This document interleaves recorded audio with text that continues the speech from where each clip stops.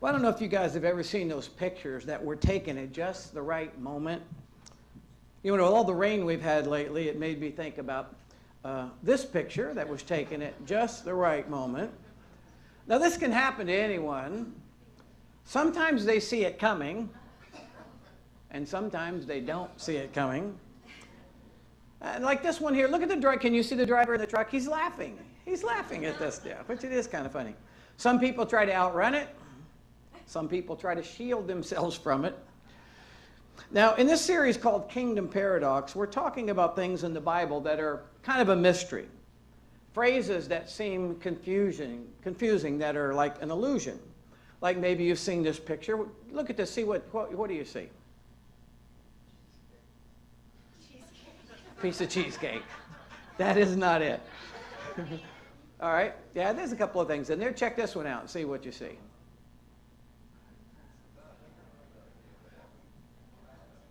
Yeah. How about this one? All right, this next one, is this a sports car parked next to a van, or is this a sports car painted on the side of a van? Okay, how about this one here? Tony, you guys probably enjoy that.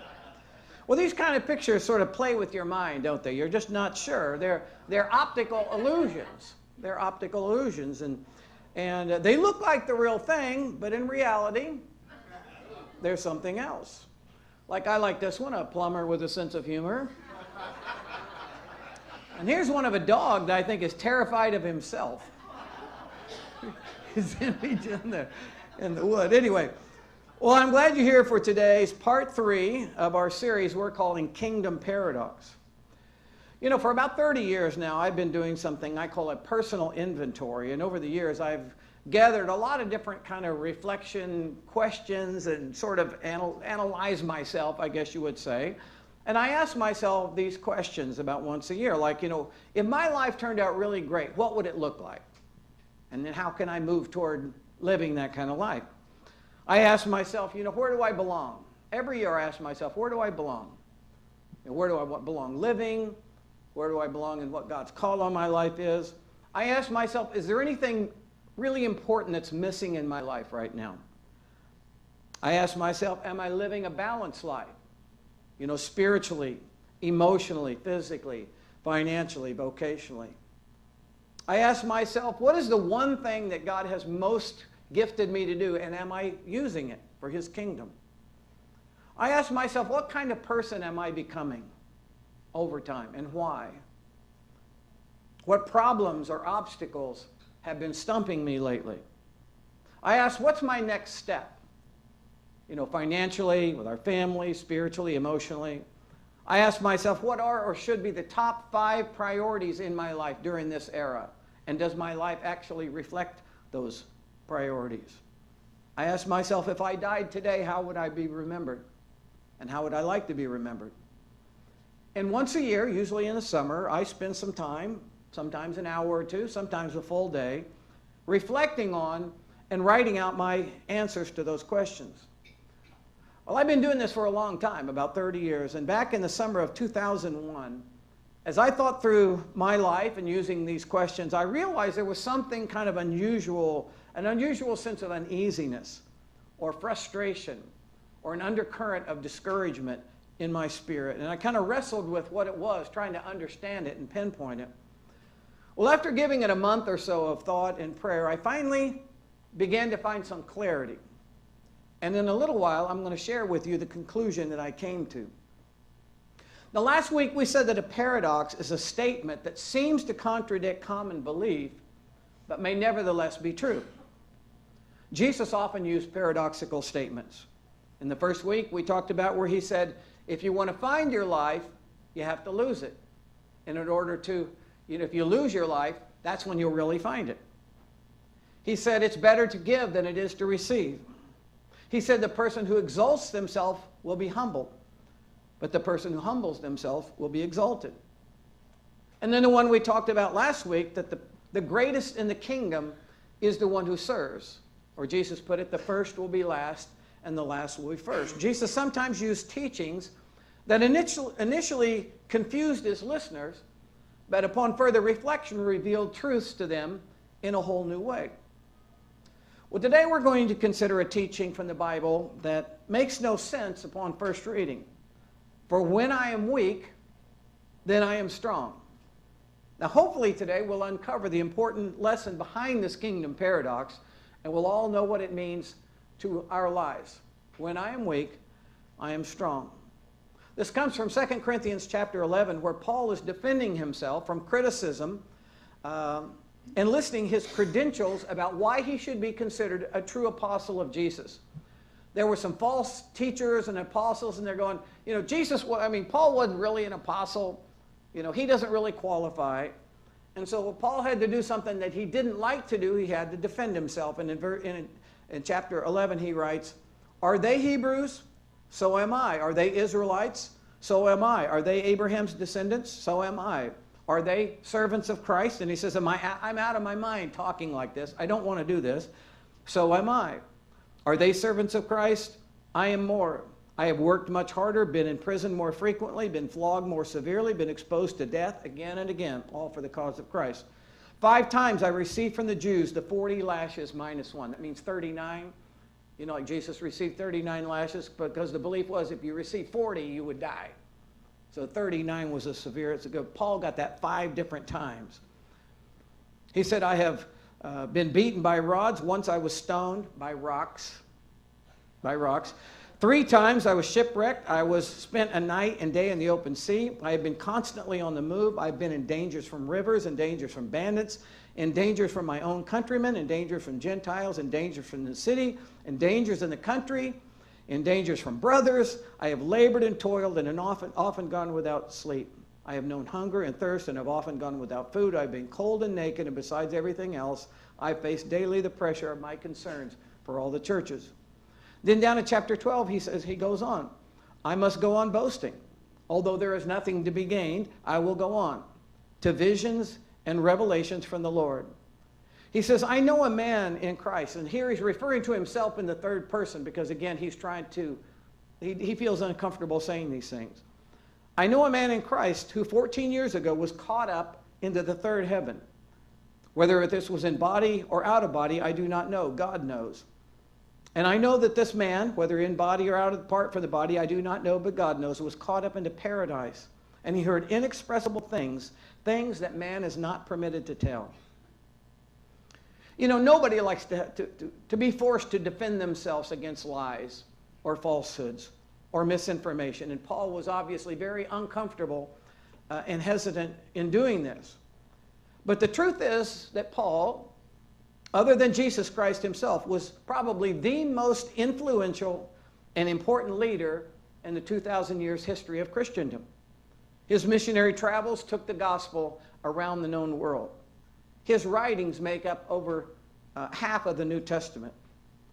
So, in order to keep him humble, look what he writes in 2 Corinthians chapter 12, 7 through 10. To keep me from becoming conceited because of the surpassing great revelations from God, there was given to me a thorn in the flesh, a messenger of Satan to torment me. 3 times I pleaded with the Lord to take it away from me. But he said to me, my grace is sufficient for you, for my power is made perfect in weaknesses. Therefore, Paul writes, I will boast all the more gladly about my weaknesses, so that Christ's power may rest on me. And that is why, for Christ's sake, I delight in weaknesses, in insults, in hardships, in persecutions, and in difficulties. For when I am weak, then I am strong. Now, down through the years, there has been considerable debate as to what Paul's thorn in the flesh actually was. Some people have said it was the persecution that he endured, all of these beatings and all of this, that he went through for the cause of Christ. Some have said that. Others thought that maybe he had some kind of speech disability, or maybe it was incessant temptation.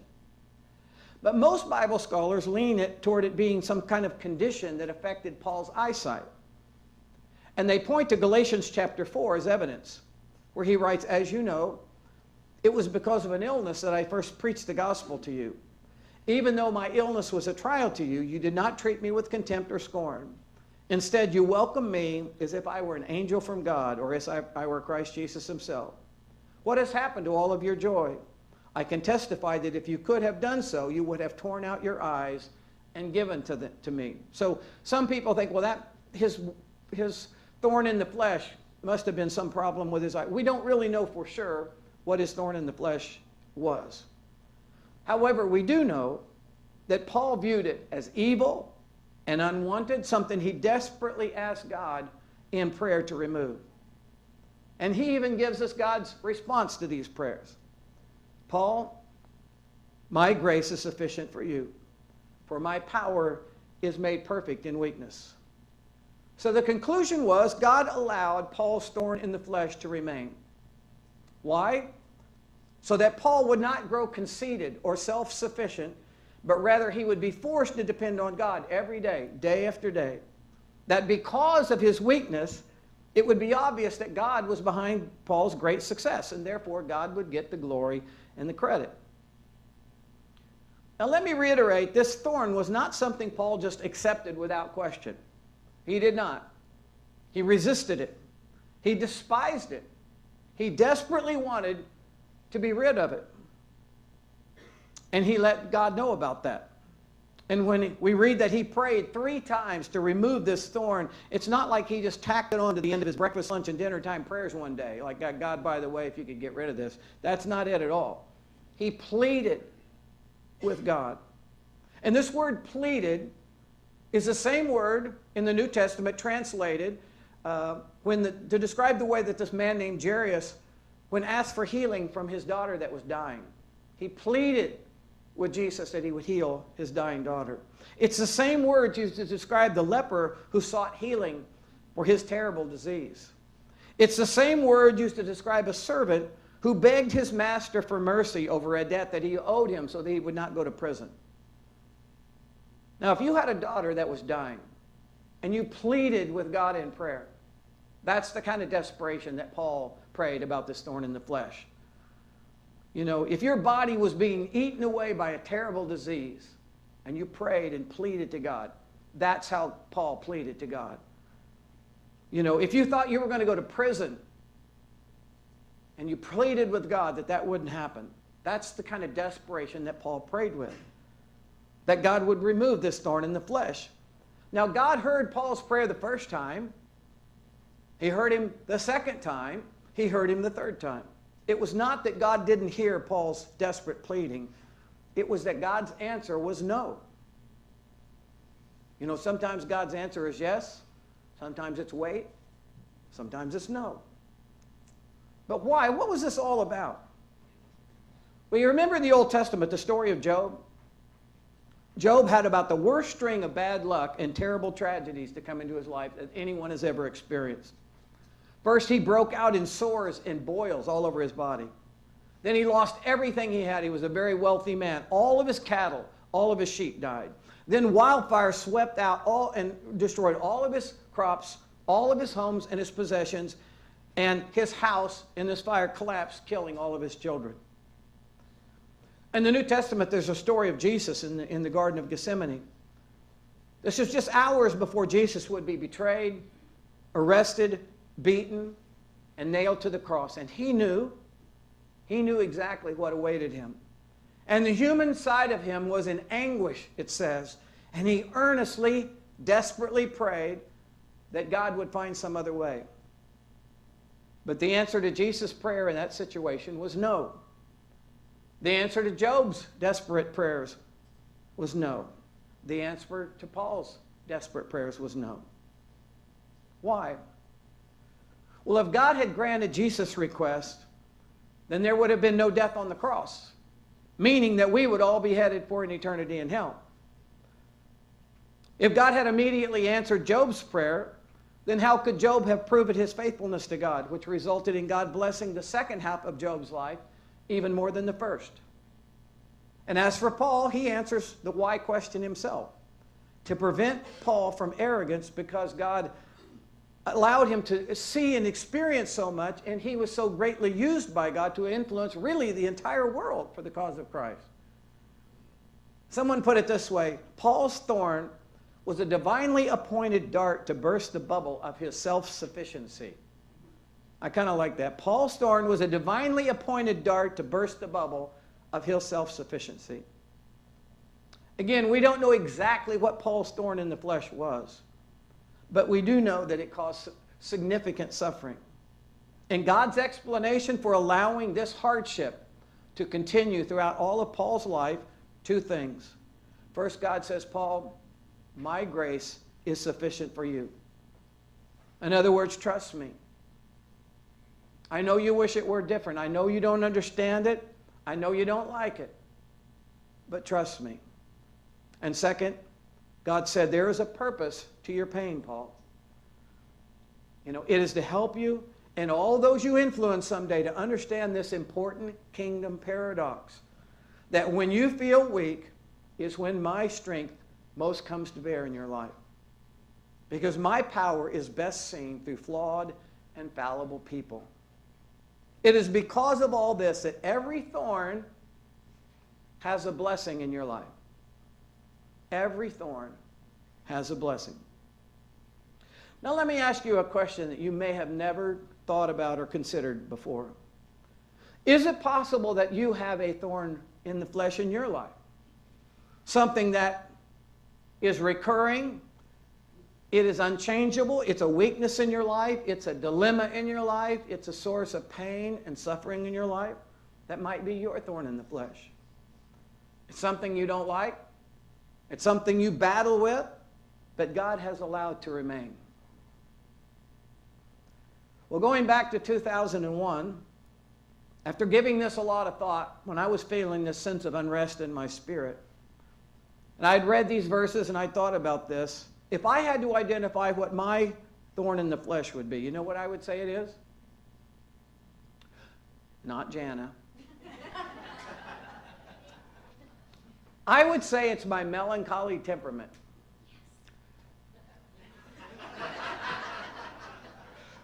You know, a person born with a melancholy temperament, like everyone else, has a lot of strengths, but they tend to take those strengths for granted, and instead they focus on their weaknesses, their flaws, their mistakes. They tend to focus on the negative and unpleasant things in their circumstances.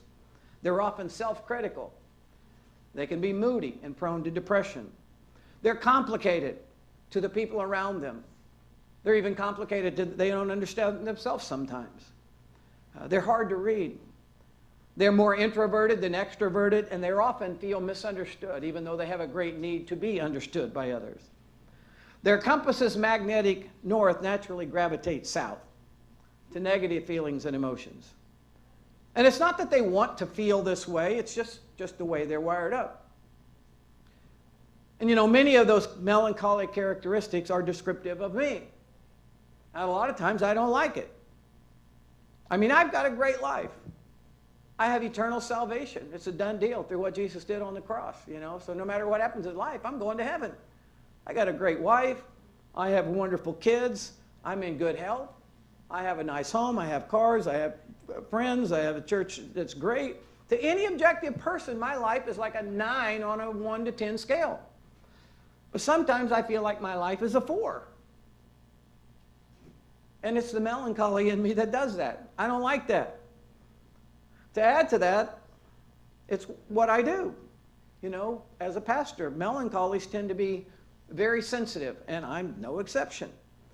And it can be kind of tough when what you do regularly puts you in touch with people that you care a lot about that go through hard times. You know, people who are going through a divorce, or who lose a loved one like a spouse or a parent or a brother or a son. People who've been hammered by some person in their life. You know, I've had to deal with a lot of that stuff over 40 years. I remember when a girl named Jennifer DeWald, she was 19 years old. She was killed in a car wreck 6 days after she had her baby. And her mother worked in our church office, Shirley DeWald. And she got a call one afternoon, and Jennifer had fallen out of the car, and the car had landed on her. She was just dead immediately. Her daughter was in the back seat, 6 days old. She was safe. But they called Shirley up, and they didn't say, your daughter's had an accident, your daughter's in the hospital. They said, she died, she's dead in a car accident. And you know, the kind of crying that I heard Shirley do that day, I had never heard anything like that before. I remember when a man in our church died of a sudden heart attack and being up there in the hospital with his wife.